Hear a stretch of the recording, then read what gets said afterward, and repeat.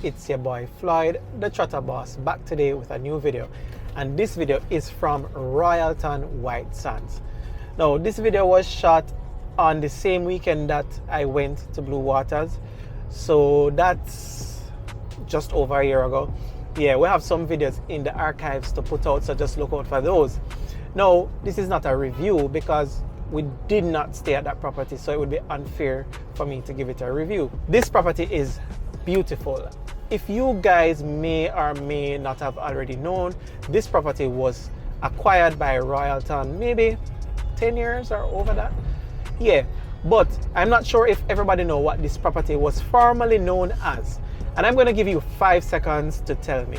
5, 4, 3, 2, 1. What is it? Starfish. So what Royalton did, they acquired the property, right? And they did a proper facelift, tastefully done, beautiful property. And because they did not demolish the structure, there is a little bit of disadvantage with not doing that, but I can understand why. It would have cost too much for demolish and rebuild, which is why they built from the ground up Royalton Blue Waters. The rooms over at White Sands, it's kind of small. Initially, when they never had another property, they tried to accommodate 4 per room. Kind of tight.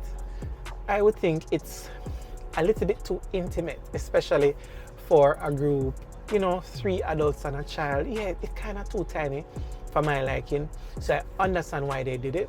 So now the maximum occupancy is 3 adults only, or 2 adults and a child.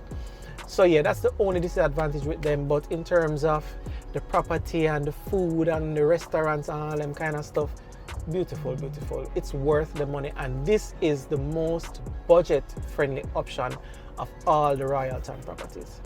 So with that said, let's jump right into the video. You won't see me at the end of this video because it's not a review. So I'm gonna say my goodbyes from now.